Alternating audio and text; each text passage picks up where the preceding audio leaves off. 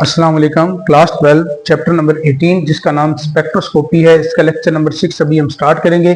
और आज के लेक्चर के अंदर हम एटॉमिक एमिशन स्पेक्ट्रोस्कोपी, जिसको शॉर्ट फॉर्म में AES आप लिख सकते हो, इसको डिस्कस करेंगे। दूसरे नंबर पे एटॉमिक एब्जॉर्प्शन स्पेक्ट्रम या स्पेक्ट्रोस्कोपी, जिसको हम शॉर्ट फॉर्म में AAS लिखते हैं। इन दोनों टॉपिक्स को हम डिस्कस करेंगे। तो स्टार्ट करते हैं एटॉमिक एमिशन स्पेक्ट्रोस्कोपी से। तो सबसे पहले एटॉमिक एमिशन स्पेक्ट्रोस्कोपी में आपने ये चीज माइंड में रखनी है कि हमारे पास कोई भी सैंपल है, उसमें कौन कौन से एलिमेंट्स प्रेजेंट हैं। उन एलिमेंट्स को आइडेंटिफाई करने के लिए AES मतलब एटॉमिक एमिशन स्पेक्ट्रोस्कोपी को भी यूज किया जाता है और एटॉमिक एब्जॉर्प्शन स्पेक्ट्रोस्कोपी को भी यूज किया जाता है। तो सबसे पहले तो आपने ये बात याद रखनी है। अब हम कैसे आइडेंटिफाई करते हैं एलिमेंट्स को? तो सिंपली हम डिफरेंट सोर्सेस को यूज करके सैंपल को एनर्जी प्रोवाइड करते हैं। अब उस सैंपल में डिफरेंट एलिमेंट्स होंगे, तो हर एलिमेंट में इलेक्ट्रॉन्स होंगे। तो सपोज दैट कोई एक एलिमेंट की हम बात कर लेते हैं, उस एलिमेंट में जो इलेक्ट्रॉन्स है वो पहले लोअर स्टेट में होंगे, मतलब ग्राउंड स्टेट में होंगे, स्टेबल होंगे। जब हम उसको some amount of energy provide करेंगे तो ये इस ग्राउंड स्टेट से इलेक्ट्रॉन जंप करेगा या एक्साइटेड स्टेट में। सपोज दैट कि हमारे पास सोडियम है, ये उसका ग्राउंड स्टेट है, हमने उसको एनर्जी प्रोवाइड की तो सोडियम का इलेक्ट्रॉन यहां से जंप करके यहां चला गया। अब वो जो यहां जंप करके इलेक्ट्रॉन हायर स्टेट में गया है, हायर एनर्जी लेवल में गया है, या एक्साइट हुआ है, ये अब एक्साइटेड स्टेट में स्टेबल नहीं है। अगर वो स्टेबल नहीं है तो ये अपनी एनर्जी वापस एमिट करेगा और वापस ग्राउंड स्टेट में आएगा। तो वो कितनी लाइट को एमिट कर रहा है, इस लाइट को हम मेजर करेंगे कि उसकी वेवलेंथ कितनी है, उसकी एनर्जी कितनी है, जिसकी बेस पे हमें यूं स्पेक्ट्रम मिलेगा।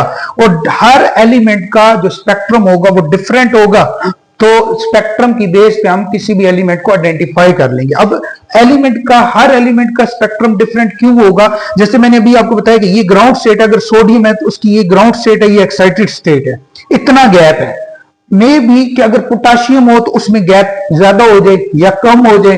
तो इन गैप्स के ऊपर डिपेंड कर रहा है कि कितनी एनर्जी कोई भी एटम है उसमें जो इलेक्ट्रॉन है वो कितनी एनर्जी को पहले एब्जॉर्ब करेगा। जब जितनी वो एब्जॉर्ब करेगा उतनी वो फिर फर्दर एमिट करके ग्राउंड स्टेट में आएगा। तो हर element different amount of energy absorb करेगा, क्योंकि हर एटम के अंदर डिफरेंट एनर्जी लेवल्स हैं और हर जो डिफरेंट एनर्जी लेवल्स है उसमें डिफरेंट इलेक्ट्रॉन्स के पास एनर्जी भी डिफरेंट होगी। तो जब डिफरेंट एनर्जी होगी तो डिफरेंट एनर्जी की वजह से वो डिफरेंट रेडिएशंस को एब्जॉर्ब करेंगे पहले, फिर उतनी ही एनर्जी को एमिट करेंगे। तो कितनी एनर्जी एमिट होगी उसकी बेस पे हमें स्पेक्ट्रम मिलता है, और इसी स्पेक्ट्रम को हम यूज करके, मतलब इस टेक्निक को हम यूज करके हम किसी भी एलिमेंट को आइडेंटिफाई कर सकते हैं। तो ये हमने यहाँ इसकी एक्सप्लेनेशन लिखी हुई है कि atomic emission spectroscopy is used to identify elements by light they emit, कि कितनी वो लाइट एमिट कर रहे हैं उसकी बेस पे हम इस टेक्निक को यूज करके किसी भी एलिमेंट को आइडेंटिफाई कर सकते हैं। दूसरे नंबर पे व्हेन एटम गेट एनर्जी, जब कोई भी सैंपल के अंदर कोई एटम वो एनर्जी अब्सॉर्ब करेगा तो फिर उसके बाद वो एनर्जी एमिट भी करेगा। अब वो जो एनर्जी अब्सॉर्ब करेगा वो हम कहां से प्रोवाइड करेंगे? उसको हीट की फॉर्म में एनर्जी प्रोवाइड कर सकते हैं। तो जब हीट प्रोवाइड करेंगे तो इलेक्ट्रॉन ग्राउंड स्टेट से excited state, higher energy level पे ट्रांसफर हो जाएगा, फिर वही एनर्जी वो एमिट करेगा। फिर लाइट की फॉर्म में एनर्जी प्रोवाइड कर सकते हैं, इलेक्ट्रिसिटी की फॉर्म में एनर्जी प्रोवाइड करके हम इलेक्ट्रॉन को ग्राउंड स्टेट से हायर स्टेट में एक्साइट करवा सकते हैं। अब जब हम उसको एनर्जी प्रोवाइड करते हैं तो बिकम एक्साइटेड, अनस्टेबल हो जाता है, ये बात भी मैंने आपको बताई है। देन रिटर्न टू नॉर्मल, मतलब ग्राउंड स्टेट या ग्राउंड एनर्जी लेवल पे वो वापस आएगा। अब जब वो वापस आएगा तो जो एनर्जी उसने एब्जॉर्ब की होगी वही एनर्जी वो एमिट करेगा। तो कितनी एनर्जी वो एमिट कर रहा है, उसकी वेवलेंथ क्या है, वो कितनी रेडिएशन को एब्जॉर्ब कर रहा है, कितनी रेडिएशन को एमिट कर रहा है, एमिशन की बेस पे हमें स्पेक्ट्रम मिलेगा। तो ड्यूरिंग रिटर्न, जब वो रिटर्न होगा, दे एमिट लाइट, वो लाइट को एमिट करेगा। वो जो लाइट एमिट करेगा उसका एक स्पेसिफिक कलर होगा, स्पेसिफिक एनर्जी होगी या स्पेसिफिक वेवलेंथ होगा। अब डिफरेंट वेवलेंथ्स या स्पेसिफिक वेवलेंथ की वजह से हमें स्पेक्ट्रम में लाइंस मिलेंगी, ब्राइट लाइंस मिलेंगी। ये जैसे कि आप समझ लो ये स्पेक्ट्रम है और ये जो सारा है ना, ये हमारे पास इसका ब्लैक कलर है, डार्क कलर है, जो व्हाइट आपको सारा नजर आ रहा है ना, व्हाइट व्हाइट व्हाइट, ये सारा आप समझ लो बिल्कुल ऐसे डार्क है। तो डार्क बैकग्राउंड होता है उस पे आपको ये ब्राइट डिफरेंट कलर्स की लाइन जो नजर आती हैं। तो इन लाइंस की जो ये रेंज है, फॉर एग्जांपल अगर जैसे हमने ये पोटेशियम का स्पेक्ट्रम लिया हुआ, तो इस पोटेशियम में यहां पे एक लाइन आपको नजर आएगी, फिर एक लाइन आपको यहां नजर आ रही है, एक यहां नजर आ रही है, फिर इस तरह एक पैटर्न आपको यहां नजर आ रहा है डिफरेंट लाइन। तो मे भी अगर कोई सोडियम हो तो उसके लिए एक लाइन आपको ब्राइट यहां नजर आए। तो डिफरेंट एलिमेंट्स के लिए डिफरेंट लाइंस अपीयर होंगी और डिफरेंट जगह पे अपीयर होंगी, डिफरेंट वेवलेंथ पे अपीयर होंगी। मतलब ये जो एक लाइन ब्राइट लाइन अपीयर हो रही है ना, ये वो एनर्जी, कोई भी एटम जो उसने इलेक्ट्रॉन ने, उस एटम के अंदर जो इलेक्ट्रॉन है उसने एनर्जी को एब्जॉर्ब किया था ना, एब्जॉर्ब करने के बाद जो एमिट किया था वो कितनी एनर्जी एमिट कर रहा है उसकी एक वेवलेंथ होगी। स्पेसिफिक वेवलेंथ की वजह से यहां पे वो एनर्जी एमिट करेगा। तो यहां पे हमें एक लाइन नजर आएगी, यहां एक लाइन नजर आएगी, यहां डिफरेंट जगहों पे लाइन नजर आएंगी। और इस स्पेक्ट्रम को आप लाइब्रेरी से, मतलब जो हमारे पास पहले एक गिवन डाटा है, जो मेजर डाटा है, एक्यूरेट डाटा है, उससे आप इसका कंपैरिजन करके आप एलिमेंट को आइडेंटिफाई कर सकते हो कि भाई अगर ये स्पेक्ट्रम है तो इसकी ये लाइन कितनी वेवलेंथ पे आ रही है। सपोज दैट कि ये वेवलेंथ 450 पे आ रही है, तो 450 नैनोमीटर वेवलेंथ किसकी है, तो इसकी बेस पे आप सोडियम को या पोटेशियम को या किसी भी और एलिमेंट को आइडेंटिफाई कर सकते हो। तो इसकी वेवलेंथ एक स्पेसिफिक जगह पे होगी। तो स्पेसिफिक वेवलेंथ की वजह से स्पेसिफिक जगह पे इसके लिए एक लाइन ब्राइट लाइन होगी। तो जो बैकग्राउंड होगा इसका वो सारा बिल्कुल ऐसे डार्क होगा, डार्क के ऊपर आपको ब्राइट लाइन नजर आएंगी डिफरेंट जगह पे। तो जैसे मैंने आपको कहा है कि ये जो व्हाइट वाला पोर्शन है इसको आप डार्क पोर्शन समझ लो, ये दरमियान में भी, और इस पे जो लाइंस है वो ब्राइट लाइंस आपने कंसीडर करनी है। तो स्पेक्ट्रम आपको ये नजर आएगा, appears as a bright line on a dark background. Background इसका डार्क है, ब्लैक कलर का है, और इसके ऊपर आपको डिफरेंट कलर्स की लाइंस नजर आएंगी। कॉल्ड एमिशन स्पेक्ट्रम, ऐसे स्पेक्ट्रम को हम एमिशन स्पेक्ट्रम कहते हैं। Each line correspond to a specific wavelength. जैसे मैंने अभी आपको बताया कि हर लाइन वो किस वजह से शो हो रही है कि यहां पे जो लाइट एमिट हो रही है उसकी एक स्पेसिफिक वेवलेंथ है, इसकी अपनी स्पेसिफिक वेवलेंथ होगी, इसकी अपनी स्पेसिफिक वेवलेंथ होगी। तो यूं आप एटॉमिक एमिशन स्पेक्ट्रोस्कोपी को यूज करके किसी भी कंपाउंड के अंदर आप क्या कर सकते, किसी भी सैंपल के अंदर आप डिफरेंट एलिमेंट्स को आइडेंटिफाई कर सकते हो। तो ये बात, ये अच्छा एक लाइन रह गई है तो इसको भी पढ़ लेते हैं। Each element give a different colour light pattern. यहां जो हर एलिमेंट है ये खैर मैंने बता दिया हुआ है कि जो आपके पास स्पेक्ट्रम होगा उसमें डिफरेंट कलर्स की लाइन होंगी और वो हर लाइन की एक वेवलेंथ होगी, जो कि हमने डिस्कस कर लिया हुआ। अब आ जाते हैं एटॉमिक एब्जॉर्प्शन स्पेक्ट्रम के ऊपर या स्पेक्ट्रोस्कोपी के ऊपर। सेम इसमें भी टेक्निक वही है कि इसमें क्या होता था, पहले एटम जो सैंपल के अंदर जो डिफरेंट एलिमेंट्स हैं या एटम्स हैं वो उसमें इलेक्ट्रॉन्स पहले एनर्जी एब्जॉर्ब करते थे फिर एमिट करते थे। तो कितनी एमिट कर रहे थे उसकी बेस पे हमें ये स्पेक्ट्रम मिलता था। इसमें सिंपली जब हम इन्हीं सोर्सेस के through energy different separated atoms को प्रोवाइड करते हैं तो कितनी एनर्जी एब्जॉर्ब कर रहे हैं, एमिशन की बेस पे हम इस स्पेक्ट्रम को कंसिडर नहीं करते।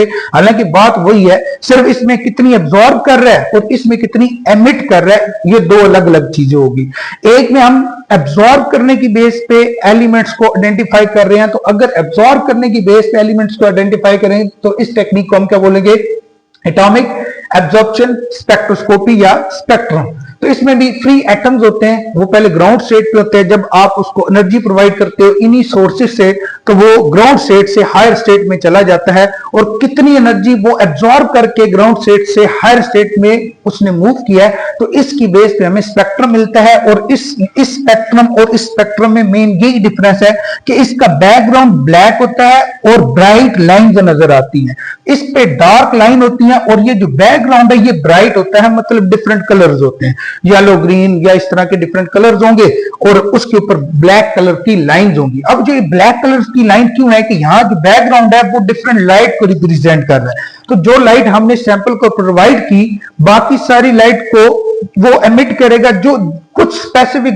वेवलेंथ की लाइट को सैंपल एब्जॉर्ब करेगा और वो भी बिल्कुल हर एलिमेंट के लिए डिफरेंट ये होगा कि वो कितनी रेडिएशंस को एब्जॉर्ब कर रहा है। तो ये जो आपको डार्क लाइन नजर आ रही है इट्स मीन कि यहां पे एक स्पेसिफिक वेवलेंथ की रेडिएशन होगी। सपोज दैट वही मैंने यहां जैसे 450 मेंशन की, तो 450 नैनोमीटर वाली रेडिएशन को वो सैंपल इस रेडिएशन को एब्जॉर्ब कर रहा है। एब्जॉर्ब करने की वजह कि जब वो एब्जॉर्ब करेगा तो यहां पे आपको एक डार्क लाइन नजर आएगी कि यहां वाली लाइट को उसने एब्जॉर्ब कर लिया, इसलिए आपको यहां ब्लैक कलर नजर आएगा, ब्लैक लाइन नजर आएगी, डार्क लाइन नजर आएगी।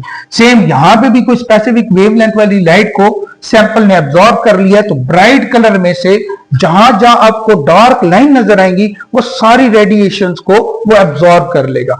अब एक और चीज इसमें आपने याद रखनी है, जो एब्जॉर्प्शन स्पेक्ट्रम है या एमिशन स्पेक्ट्रम है या स्पेक्ट्रा है, इन दोनों में एक चीज कॉमन ये होगी कि जैसे आपको इतनी स्पेस पे ये लाइन नजर आ रही है, इधर भी आपको सेम स्पेस पे लाइन नजर आएगी।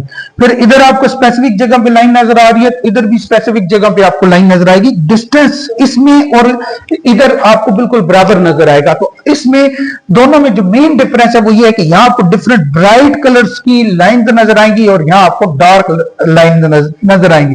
अब मैंने इसको आसान बनाने के लिए मैंने क्या किया कि जैसे यहां इतनी स्पेस है, इधर भी मैंने इतनी स्पेस रखी है, इधर 3 लाइन नजर आ रही है, इधर भी 3 लाइन नजर आ रही है, यहां आपको 5 लाइनें नजर आ रही हैं, तो यहां भी आपको 5 लाइनें नजर आ रही हैं, यहां 3, यहां भी 3, और इनमें जो डिस्टेंस है वो भी बिल्कुल बराबर है। तो ये दोनों स्पेक्ट्रम बिल्कुल सेम होते हैं, सेम जगह पे लाई करते हैं। सिर्फ और सिर्फ फर्क इस चीज का होता है, ये डिफरेंस ये है कि यहां पे आपको बैकग्राउंड जो है मिलता है वो डार्क मिलता है और लाइंस डिफरेंट कलर्स की मिलती हैं, और यहां पे आपको जो बैकग्राउंड है वो ब्राइट मिलता है और उसके ऊपर डार्क लाइंस मिलती हैं। सिर्फ ये डिफरेंस है। इसको भी पढ़ लेते हैं कि free atom in a ground state absorb specific wavelength of the light, कि जो इलेक्ट्रॉन्स हैं सैंपल के अंदर, एटम्स के जो डिफरेंट एटम्स प्रेजेंट होंगे सैंपल में, उनमें जो डिफरेंट इलेक्ट्रॉन्स है वो एनर्जी को ग्राउंड स्टेट से एब्जॉर्ब करेंगे और एक्साइट हो जाएंगे। जब वो एक्साइट होंगे तो वो कहां चले जाएंगे? हायर एनर्जी लेवल पे। तो एटम मूव्स टू, यहां एटम का मतलब है इलेक्ट्रॉन, एटम्स के electrons moves to higher energy level, excite हो जाएंगे।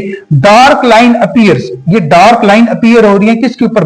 ब्राइट बैकग्राउंड के ऊपर। ये बात अभी हमने यहां डिस्कस की कि ब्राइट बैकग्राउंड होगा उस पे आपको डार्क लाइन नजर आएंगी। अब ये जो बात लिखी हुई है ये दोनों का कंपैरिजन लिखा हुआ है, जो कि मैंने ये भी बता दिया है कि ये दोनों स्पेक्ट्रम में जो लाइंस है उनकी पोजीशन सेम है, सेम जगह पे है। सिर्फ फर्क इस बात का है कि यहां डार्क लाइन अपीयर होती है, यहां आपको डिफरेंट कलर्स की लाइन अपीयर होती है। यहां बैकग्राउंड डार्क होता है, यहां बैकग्राउंड ब्राइट होता है। तो ये ओवरऑल हमारे पास है दोनों एब्जॉर्प्शन एंड एमिशन स्पेक्ट्रोस्कोपी में यही चीजें हमने डिस्कस करनी थी और उन दोनों का कंपैरिजन हमने कर लिया। दोनों टेक्निक का पर्पस यही होता है कि हम डिफरेंट जो सैंपल्स है उनमें डिफरेंट एलिमेंट्स को आइडेंटिफाई कर सकते हैं। फिर इसका थोड़ा सा कंपैरिजन है जो कि ओवरऑल इसमें से आप प्रिडिक्ट कर सकते हो कि फीचर्स क्या है। एक लाइन, एक के ऊपर हमारे पास लाइंस नजर आएंगी और दूसरे में जो बैकग्राउंड होगा, मतलब ओवरऑल स्पेक्ट्रम आपको नजर कैसे आता है, ये उसका कंपैरिजन है कि हमारे पास जो लाइंस है वो डार्क नजर किस में आएंगी? एब्जॉर्प्शन स्पेक्ट्रोस्कोपी में, और जो लाइंस है ब्राइट कहां नजर आएंगी? एमिशन स्पेक्ट्रोस्कोपी में। बैकग्राउंड ब्राइट किसका होगा? एब्जॉर्प्शन स्पेक्ट्रोस्कोपी का, और जो एमिशन स्पेक्ट्रोस्कोपी है उसमें बैकग्राउंड डार्क किसका होगा? वो हमारे पास है एमिशन स्पेक्ट्रोस्कोपी का बैकग्राउंड डार्क होगा। यही बातें हमने वैसे डिस्कस भी कर ली है।